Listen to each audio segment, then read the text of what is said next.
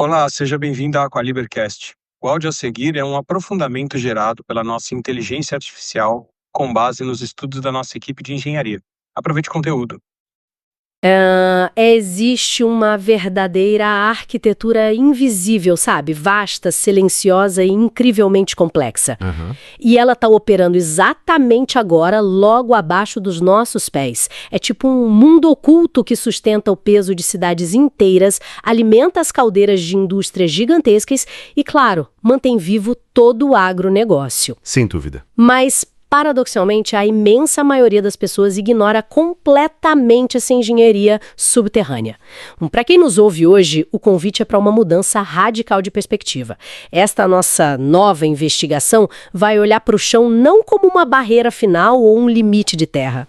Isso não é o fim da linha. Exato, é a porta de entrada para um universo de altíssima tecnologia e precisão. É um ponto de partida excelente.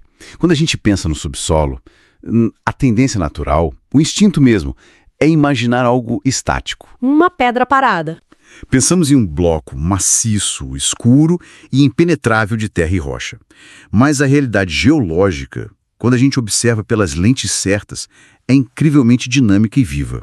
Estamos falando de rios ocultos que correm sob imensa pressão. E matrizes rochosas gigantescas. Perfeito, matrizes que atuam como verdadeiras esponjas. Fraturas milenares escondidas na escuridão. O domínio desse ambiente hostil deixou de ser uma arte baseada na intuição, sabe? Naquele velho método da tentativa e erro.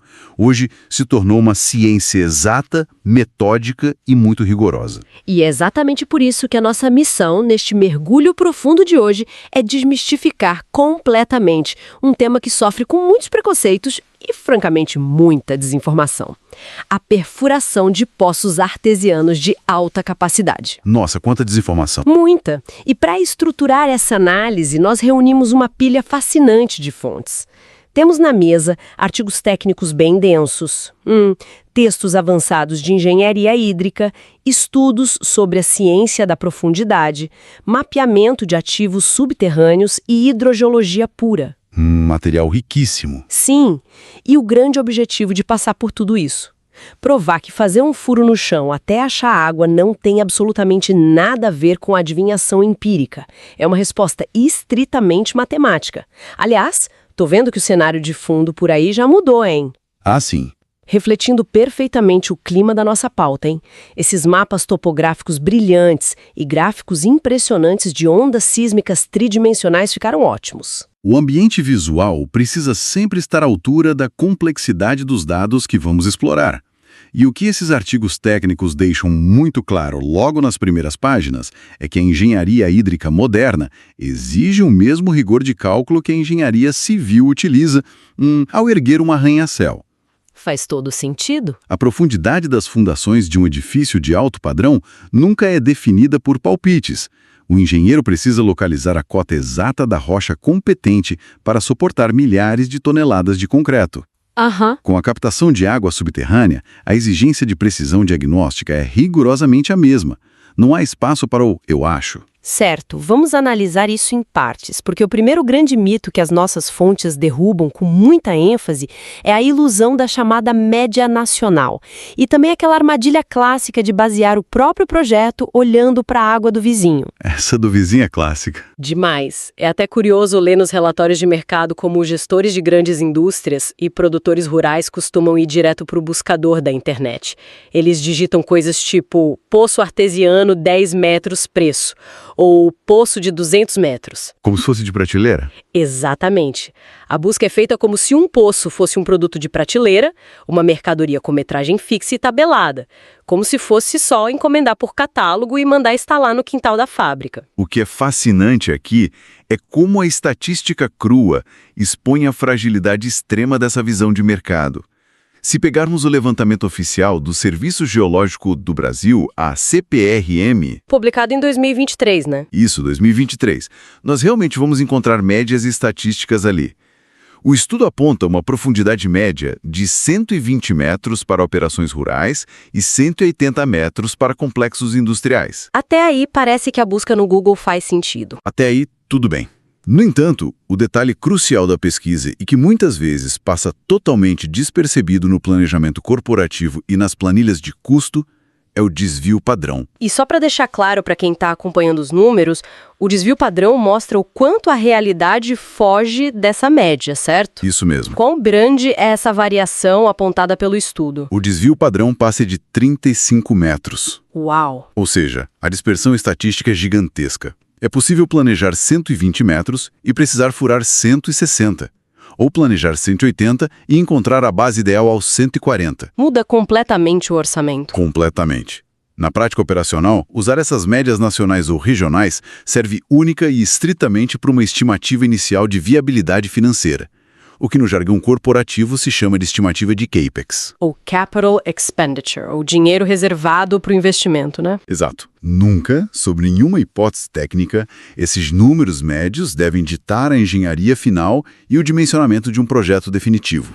Espera, isso significa que tentar copiar o que deu certo na fazenda ao lado é uma péssima ideia? Porque, intuitivamente, se o vizinho furou 100 metros e conseguiu muita água, a tendência de qualquer pessoa é pensar, vou furar 100 metros aqui no meu terreno também. É uma tendência natural, mas as fontes utilizam uma premissa muito clara sobre isso. A geologia simplesmente não respeita limites de cerca. A natureza não lê a escritura de terreno. Perfeito! Ela não sabe onde termina a escritura de um terreno e começa a do outro. O material técnico traz um exemplo muito elucidativo sobre uma encosta de rocha basáltica. O que acontece nela? Essa formação específica pode apresentar uma excelente rede de fraturas subterrâneas. Elas estão totalmente saturadas, jorrando água de forma abundante a meros 70 metros de profundidade. Tá. O produtor rural ao lado vê isso e cria a expectativa de que o solo dele terá o mesmo comportamento. Mas a olho nu, os terrenos podem parecer idênticos na superfície, não é? A mesma grama, o mesmo relevo, as mesmas árvores. Sim, a topografia de superfície engana muito. Imediatamente ao lado, aquele terreno que parece gêmeo pode abrigar uma base de arenito. Ou ter uma camada de intemperismo muito mais espessa. Aquela terra e rocha alterada mais superficial. Isso. Nesse terreno vizinho, o potencial hídrico viável pode existir apenas a partir dos 150 metros. A variação das camadas no subsolo brasileiro é drástica e muito abrupta. Temos blocos de argila muito compacta que agem como verdadeiros escudos impermeáveis. Bloqueando tudo? Bloqueando qualquer fluxo hídrico. Em contrapartida, lençóis de arenito atuam como esponjas naturais gigantescas. Já os veios de quartzo e granito funcionam como canais altamente seletivos. Tentar aplicar a métrica do vizinho na própria propriedade é uma receita quase certa para o desastre financeiro. Isso muda completamente a perspectiva. O que nos leva a uma questão genial que a pesquisa levanta logo em seguida. Há uma analogia médica nas fontes que tenta ilustrar essa mudança de mentalidade. Ah, essa parte é muito boa. Demais. O texto provoca da seguinte forma. Alguém em sã consciência autorizaria uma cirurgia médica complexa no próprio corpo sem antes realizar uma tomografia computadorizada ou uma ressonância magnética? Jamais. A resposta é óbvia. Nenhum cirurgião abriria o peito de um paciente às cegas apenas para ver o que encontra lá dentro. Então, a pergunta que fica para a engenharia é: por que continuar furando as cegas? Exatamente. Por que a indústria e o agronegócio continuariam perfurando o solo às cegas? Essa transição da perfuração exploratória baseada na pura esperança para o que podemos chamar de medicina diagnóstica da Terra é o grande salto tecnológico detalhado nesses documentos. E a chave para esse diagnóstico prévio se chama geofísica. Geofísica? Em vez de simplesmente posicionar uma broca gigante de aço e torcer para o melhor, a engenharia hídrica de ponta utiliza um verdadeiro arsenal tecnológico para investigar o subsolo usando emissão de ondas e correntes elétricas. Os relatórios listam várias dessas tecnologias. A primeira delas é a eletroresistividade 1D e 2D. Pelo que eu entendi, eles injetam uma corrente elétrica no solo. É isso mesmo? Como dar um choque na terra ajuda a encontrar água? O princípio físico é de uma elegância tremenda. Injeta-se uma corrente elétrica controlada na subsuperfície através de eletrodos. A questão é como os diferentes materiais reagem a essa eletricidade. Tá, e como eles reagem? Uma rocha maciça, sã e completamente seca atua como excelente isolante. Ela apresenta alta resistência à passagem da corrente elétrica. Por outro lado, se existem falhas e fendas geológicas repletas de água no subsolo... E lembrando que essa água contém minerais dissolvidos. Exatamente. Essas zonas úmidas com minerais tornam-se excelentes condutoras de energia. A resistência cai vertiginosamente. Entendi. Então o equipamento lê essa diferença de resistência. Onde a eletricidade passa fácil, há uma grande chance de ter água armazenada. É o mapa do tesouro. E o impressionante é que, segundo as fontes, medir esses contrastes de condutividade cria um mapa tridimensional do subsolo que pode mapear camadas até 600 metros de profundidade. 600 metros. É literalmente enxergar através de mais de meio quilômetro de terra firme. É absurdo. Mas o arsenal não para aí. Eu vi nas nossas anotações algo chamado sondagem sísmica de refração. Pelo nome, soa como se os engenheiros estivessem provocando pequenos terremotos. Como isso funciona na prática? E uma ótima descrição. Na sísmica de refração, em vez de eletricidade, os técnicos disparam ondas compressivas na subsuperfície. São pequenos impactos mecânicos controlados na superfície do terreno. E essas ondas descem? Viajam para baixo. A velocidade com que essa onda sísmica se propaga e rebate nas camadas inferiores revela a densidade dos materiais. Isso permite mapear o topo do embasamento rochoso e identificar fraturas estruturais que estão totalmente ocultas. E o grande diferencial aqui é que esse teste não é apenas para achar água. Não, serve para que mais, então? Serve para ditar a estabilidade mecânica de todo o projeto de perfuração. Ah, para não desabar. Exato. Ao entender a dureza e a disposição da rocha, a engenharia define qual será o método de perfuração e, mais importante, o tipo de revestimento de aço necessário para garantir que as paredes do poço não desmoronem sobre si mesmas com o passar dos anos. Faz todo sentido. E para fechar esse tripé diagnóstico, as fontes mencionam o radar de penetração no solo, conhecido pela sigla GPR. GPR. Mas espera, se já temos a eletricidade mapeando até 600 metros e as ondas sísmicas verificando a estabilidade da rocha, para que precisamos de um radar de penetração? Eles procuram coisas diferentes. Sim, eles se complementam de forma brilhante. O GPR emite pulsos eletromagnéticos de alta frequência e registra os reflexos causados por contrastes dielétricos no subsolo. Ele é excepcionalmente preciso para mapear as camadas mais rasas. Entendi. E também para localizar o topo exato da superfície freática em tempo real. O conjunto dessas três metodologias, a resistividade, a sísmica e o radar, pega um processo que historicamente era considerado um risco operacional incerto Quase um jogo de azar corporativo. e o transforma em uma execução com altíssima previsibilidade técnica. Aqui é que a coisa fica realmente interessante, porque com toda essa tecnologia, nós esbarramos em um paradoxo que desafia a nossa intuição mais básica. Paradoxo da profundidade. Esse mesmo. A pesquisa expõe uma crença estrutural que parece ser muito comum e muito perigosa no mercado, de que perfurar mais fundo garante de forma linear e automática mais água. É aquele pensamento clássico, né? Se a vazão está fraca, manda a máquina cavar mais uns 50 metros que melhora. E a ciência hidrogeológica tem um trabalho imenso para demonstrar que isso é um grande mito. Citando os dados compilados pela Associação Brasileira de Águas Subterrâneas, a ABAS. A correlação entre a metragem total de um poço e a sua vazão final de água é apenas moderada. Não é uma linha reta. De jeito nenhum. O volume de água entregue simplesmente não cresce de forma previsível conforme a broca desce para as profundezas. As fontes trazem exemplos práticos e irrefutáveis para ilustrar isso. O primeiro ocorre em terrenos kársticos. E só para traduzir isso para quem não tem um diploma em geologia, terrenos kársticos seriam aquelas formações de calcário, certo? Por que eles são tão especiais? Exatamente. Terrenos ricos em calcário que sofrem dissolução pela água ao longo de milhões de anos. O resultado no subsolo é algo parecido com o queijo suíço gigante. Cheio de buracos. Cheio de condutos, canais e até verdadeiras cavernas subterrâneas. Nessas regiões específicas, a literatura técnica mostra que um poço de apenas 90 metros de profundidade pode interceptar uma dessas redes de cavernas e jorrar impressionantes 40 metros cúbicos de água por hora. É muita água. É um volume colossal para uma profundidade relativamente pequena. E o contraste apontado nos textos é assustador se for analisar quem assina os cheques da obra. Muito. Porque, por outro lado, se a perfuratriz estiver operando em blocos de basalto maciço, que é uma rocha vulcânica duríssima, o maquinário pode rasgar o solo até os 200 metros de profundidade. Vai gastar uma fortuna incalculável em óleo diesel, desgaste de brocas e tubos de aço. Uma fortuna. E se não houver aquele estudo geofísico prévio cruzando zonas de fraturas, o poço de 200 metros pode entregar inviáveis 5 metros cúbicos por hora. Quer dizer, fura-se mais que o dobro da profundidade para conseguir quase nada de água se comparado ao terreno de calcário de 90 metros. Esse é o risco colossal de focar apenas na profundidade. A excelência hídrica não reside em bater recordes de metragem.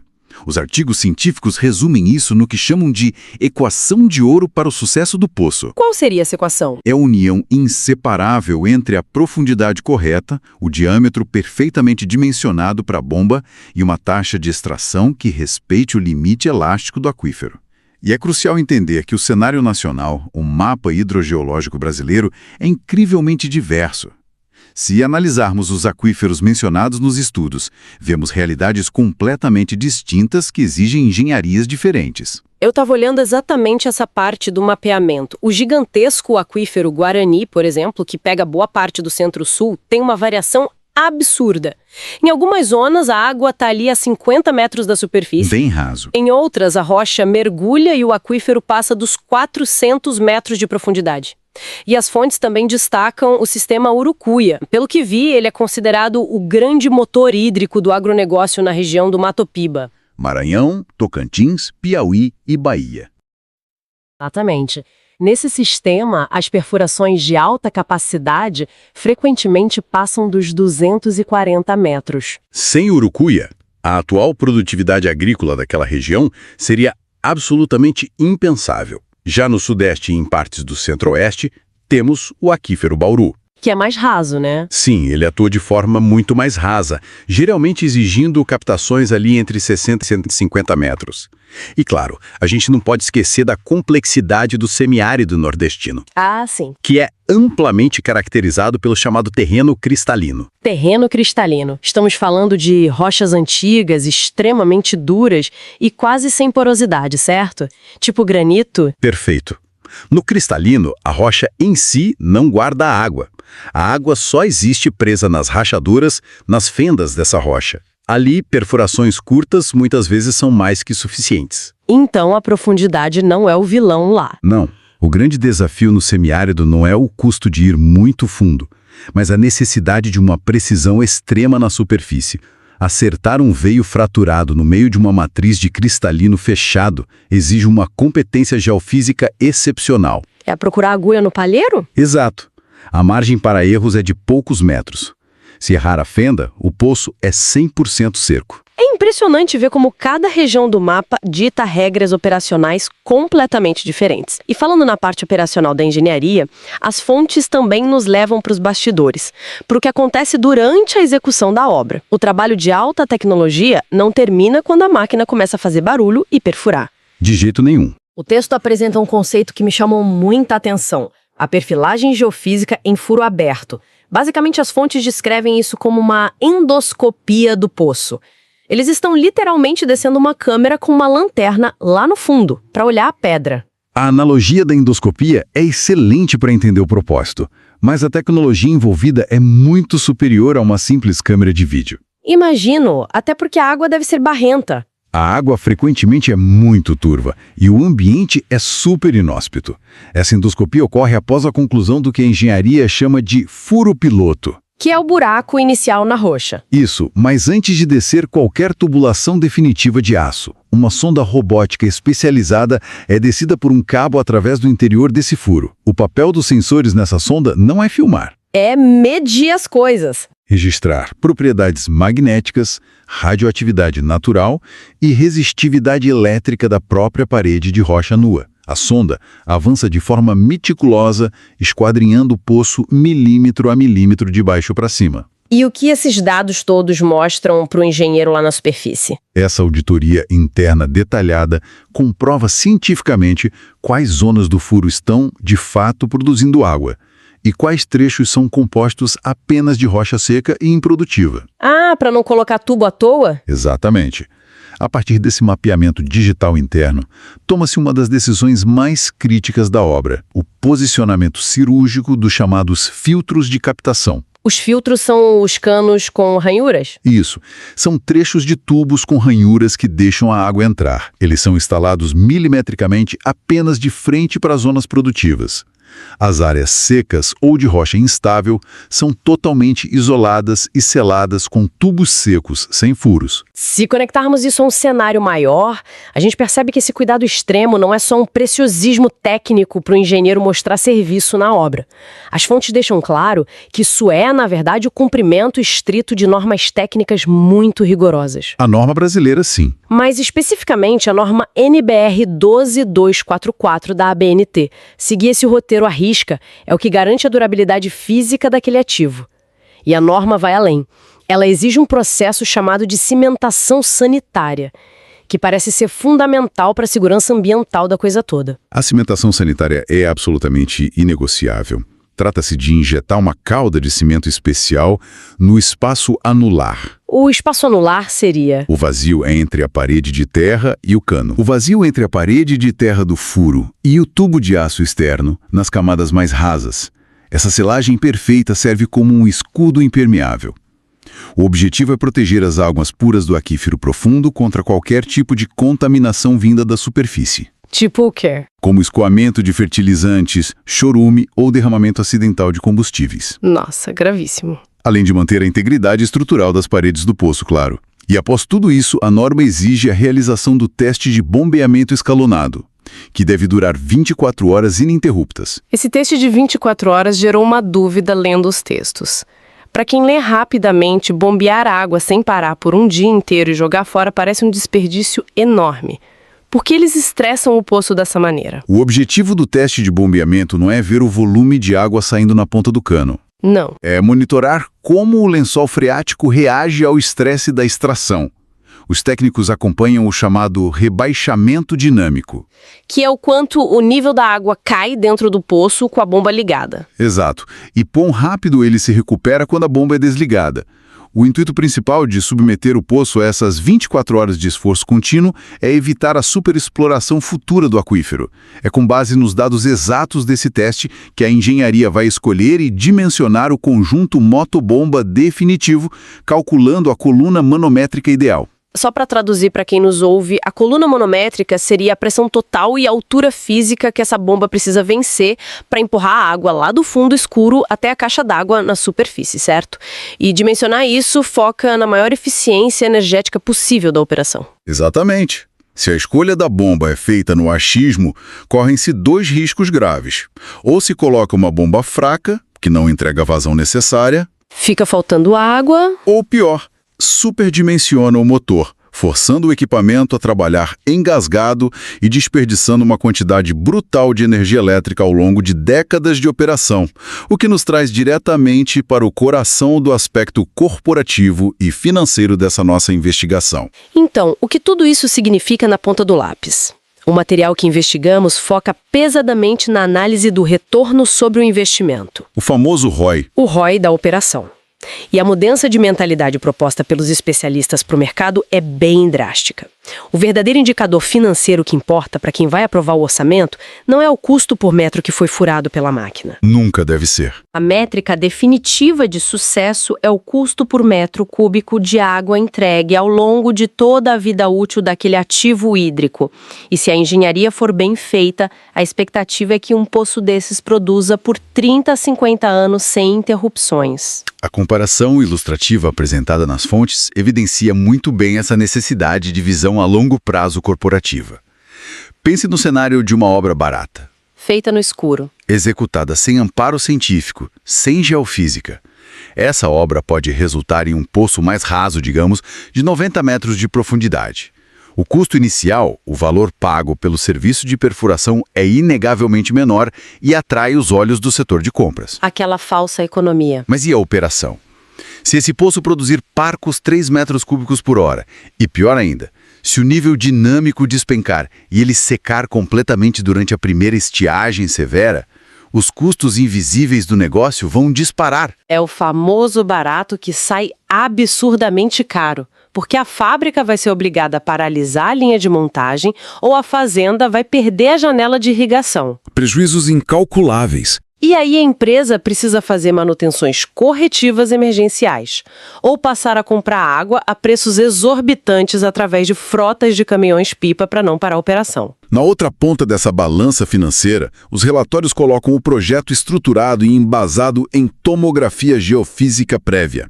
Estamos falando de um poço que o estudo apontou a necessidade de atingir 160 metros de profundidade e exigiu um capex inicial visivelmente mais robusto. Mais caro de cara. Porém, por ser cirurgicamente planejado e entender a mecânica do aquífero, ele gera constantes 15 metros cúbicos por hora de forma perene. Esse volume garante imunidade total contra as flutuações climáticas sistêmicas e estabilidade produtiva. O retorno sobre o investimento, o ROI, calculado para esse modelo inteligente, é estimado em menos de 8 anos na indústria. Menos de 8 anos? O consenso técnico nos artigos é claríssimo. A inteligência e o diagnóstico devem obrigatoriamente anteceder a execução. O subsolo exige imenso respeito logístico e muita matemática. Para caminhar rumo à nossa conclusão, o material fornecido traz uma seção de FAQ, de perguntas e respostas frequentes, que considero utilíssima. Proponho fazermos um rápido ping-pong técnico para passar a régua nos últimos grandes mitos que rodeiam o tema. Preparado? Sempre preparado. A primeira pergunta que sempre aparece é a seguinte: existe de fato uma profundidade mínima exigida por lei para um poço ser classificado como artesiano? A resposta técnica e regulatória é não.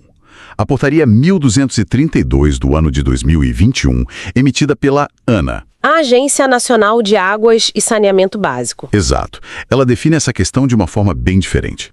Não há uma exigência de metragem mínima no Brasil. Para ser enquadrado como poço artesiano, basta que a perfuração intercepte um aquífero confinado. Que é um reservatório de água preso sob pressão entre camadas de rochas impermeáveis. Perfeitamente. Essa pressão hidrostática acumulada que faz a água subir de forma natural pela tubulação quando o teto de rocha é perfurado. Certo, entendido. E o outro ponto do nosso ping-pong é uma dúvida de qualidade. A água encontrada nas camadas mais fundas do aquífero é sempre e automaticamente sinônimo de uma água com qualidade superior para consumo? Novamente, a ciência nos diz que não necessariamente. Não. A grande vantagem ambiental das camadas geológicas muito profundas é que elas estão, em grande parte, blindadas contra as contaminações de superfície que nós mesmos criamos. Uma infiltração de vazamentos industriais, esgoto não tratado ou excesso de agrotóxicos. Uma proteção natural. Por outro lado, o contato extremamente prolongado dessa água confinada com certas litologias traz outros desafios. Litologia, só para não perder o costume de traduzir, se refere aos tipos e à composição química das rochas onde essa água está armazenada há séculos, correto? Isso mesmo. A convivência milenar da água com certos tipos de rocha faz com que ela dissolva e absorva compostos químicos.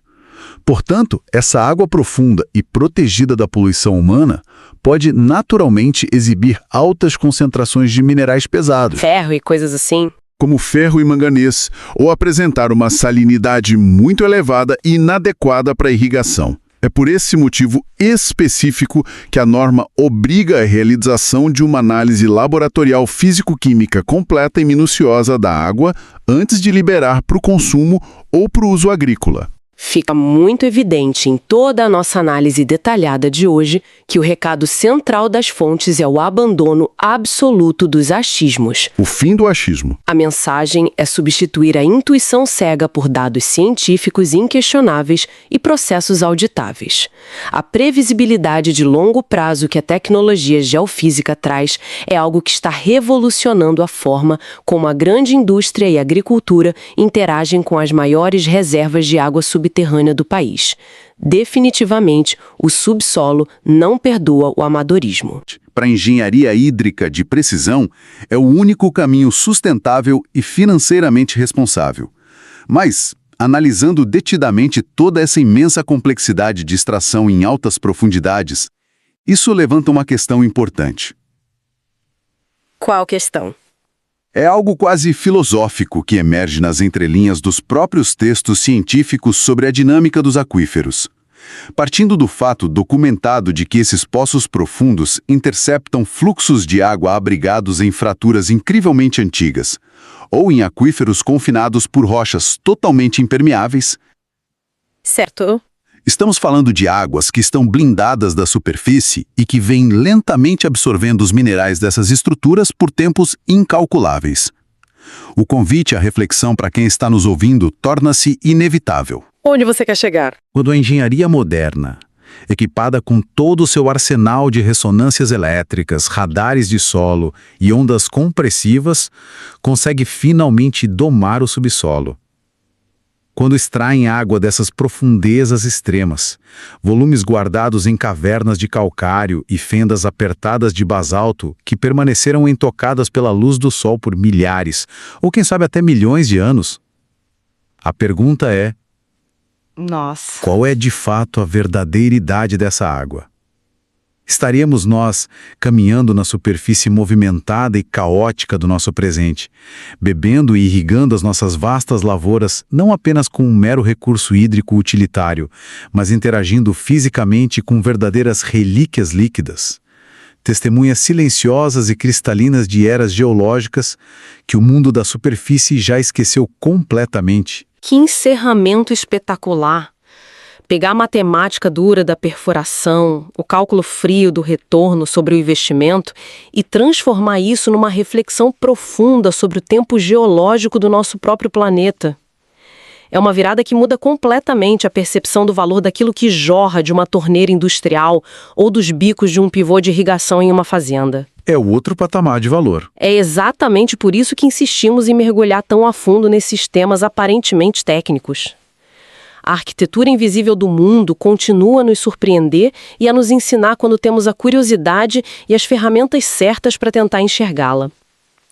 Agradecemos imensamente a companhia de quem acompanhou e dividiu seu tempo conosco em mais esta análise aprofundada das nossas fontes. O convite permanente por aqui para quem nos ouve é manter a mente inquieta. Sempre. Continuar questionando o que a superfície mostra como óbvio e, claro, buscar ir cada vez mais fundo na busca insaciável pelo conhecimento. Até o nosso próximo mergulho. Gostou desse aprofundamento? Não tome decisões no escuro. Na descrição desse episódio tem um link direto para o nosso WhatsApp. Fale com a equipe da Aqualiber e garanta a segurança do seu projeto hídrico.